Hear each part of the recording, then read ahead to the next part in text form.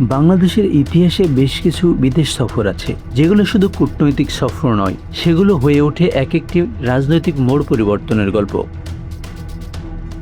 2 বছর আগে চীন সফর শেষে দেশে ফিরছিলেন তৎকালীন প্রধানমন্ত্রী শেখ হাসিনা। তার পরের কয়েক সপ্তাহে বাংলাদেশের রাজনীতিতে শুরু হয়েছিল এক অভূতপূর্ব অস্থিরতা, আর তারপর ইতিহাস বদলে যায়। আজ আবার সেই চীন, কিন্তু এবার ভিন্ন এক বাস্তবতা, ভিন্ন এক নেতৃত্ব, ভিন্ন এক রাজনৈতিক অধ্যায়।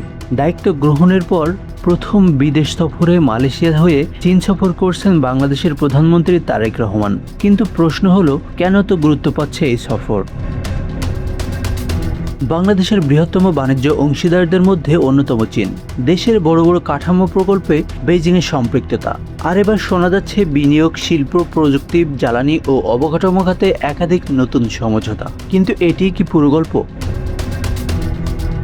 আলোচনা এখন শুধু অর্থনীতি নিয়ে নয়, আলোচনা ভূরাজনীতি নিয়েও। ভারতীয় সংবাদ মাধ্যমের একাংশ বলছে নতুন সরকার বেইজিংকে বেশি গুরুত্ব দিচ্ছে। অন্যদিকে চীনা বিশ্লেষকরাও দেখছেন বাংলাদেশের নতুন নেতৃত্বের সঙ্গে সম্পর্কের নতুন সম্ভাবনা। চীনের প্রভাবশালী গণমাধ্যম গ্লোবাল টাইমস বলছে, বাংলাদেশ চীন সম্পর্ককে আরও গভীর করার পথে প্রথম বড় চ্যালেঞ্জটি আসছে পশ্চিমা ভূরাজনৈতিক প্রতিযোগিতা থেকে। কিছু পরাশক্তি বাংলাদেশকে একটি নির্দিষ্ট নিরাপত্তা ও উন্নয়ন কাঠামোর মধ্যে টেনে নেওয়ার চেষ্টা করছে।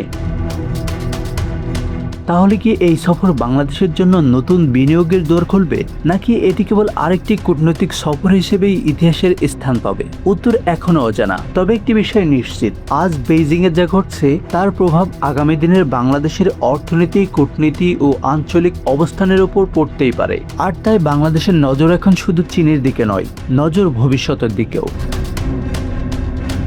আসানুর রহমান মিঠু, বাংলা অ্যাফেয়ার্স।